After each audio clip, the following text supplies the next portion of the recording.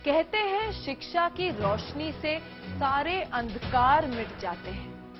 शिक्षा के जरिए अपराध के रास्ते पर चलने वाले कैदियों की जिंदगी भी बदल जाती है। यूपी में प्रयागराज की नैनी जेल में तो कुछ कैदी ही शिक्षा की अलख जगा रहे। ये कैदी हत्या जैसे संगीन मामलों में सजा काट रहे हैं, लेकिन अपनी पढ़ाई लिखाई का इस्तेमाल वो दूसरे कैदियों को शिक्षित करने में कर रहे हैं, ताकि वो जेल से बाहर निकलकर अच्छे नागरिक बन सके।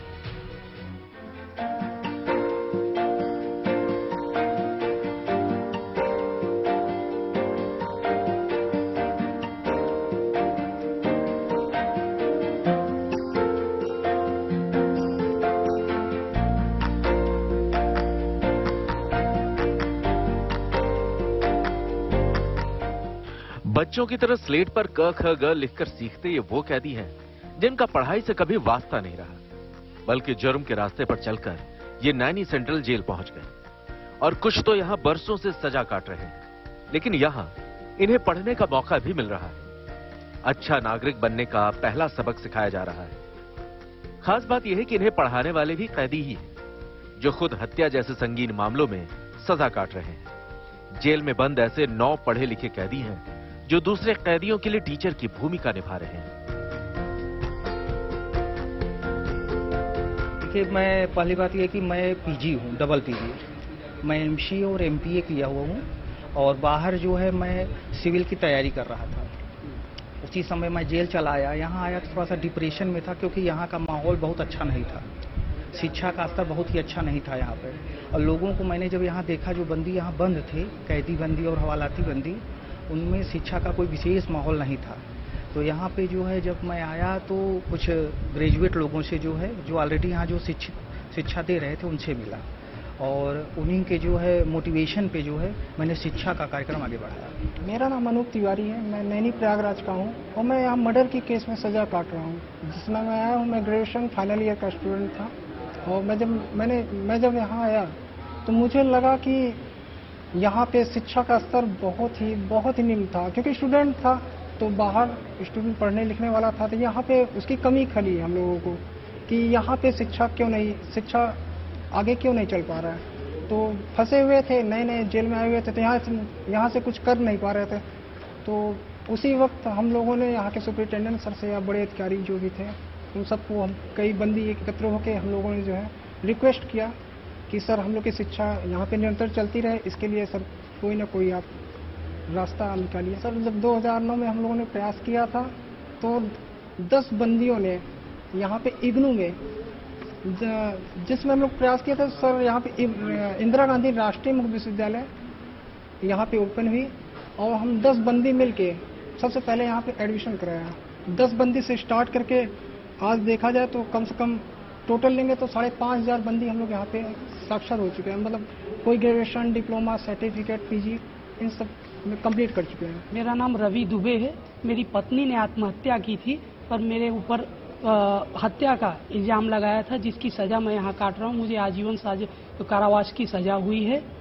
2009 से मैं जेल में हूँ लगातार, और यहाँ पे शिक्षक के रूप में, बंदी शिक्षक के रूप में कार्यरत हूँ। सर 11 साल पहले हमने यहाँ पढ़ाना स्टार्ट किया था इग्नू और राष्ट्रीय टंडन से।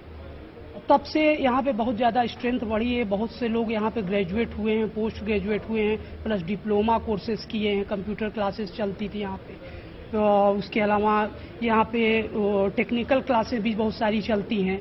तो यहाँ से जो लोग भी पढ़ के गए हैं वो बाहर जाके अपनी अपनी जॉब कर रहे हैं या कहीं ना कोई काम कर रहे हैं। हम मुलाकात आते हैं, हम लोगों से मिलते हैं, हम लोगों को भी फील होता है कि हम लोगों ने अच्छा काम किया, हम लोगों को भी प्राउड फील होता है।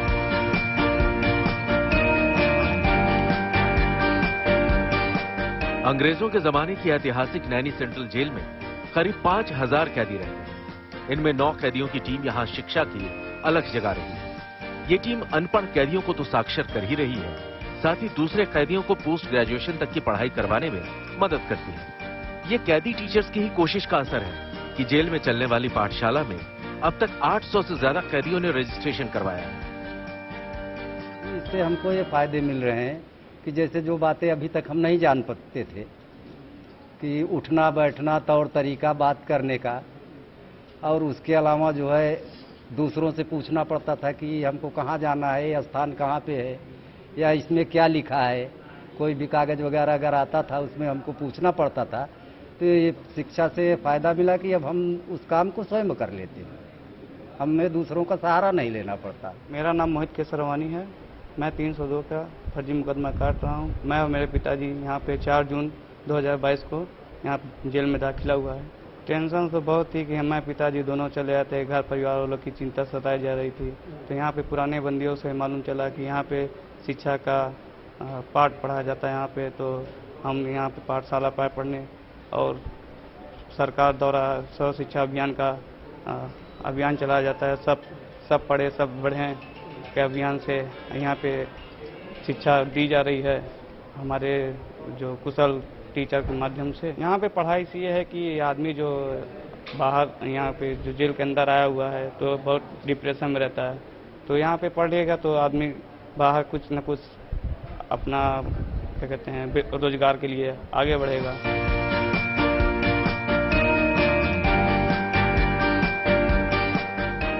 कैदियों की पढ़ाई को बढ़ावा देने के लिए जेल प्रशासन ने हर मुमकिन कदम उठाए हैं। जेल में सुबह 9 से 11 और दोपहर में 2 बजे से शाम 4 बजे तक क्लासेस चलती हैं। कैदियों को पढ़ाई लिखाई के लिए जरूरी सामान और किताबें मुहैया कराई जाती हैं। इसमें से कुछ 302 की सजा में भी है, कुछ 376 यानी बलात्कार के आरोप में भी है सजा आपका। लेकिन हमको इससे उतना फर्क नहीं पड़ता कि कैसी सजा काट रहे हैं, बल्कि इतना फर्क पड़ता है कि उनका आचरण कैसा है, जेल में अपने को कैसे सुधारने का प्रयास कर रहे हैं और अन्य बंदियों को किस ढंग से वो एक सकारात्मक मार्ग पर ले जाने में अपना सहयोग प्रदान कर रहे हैं।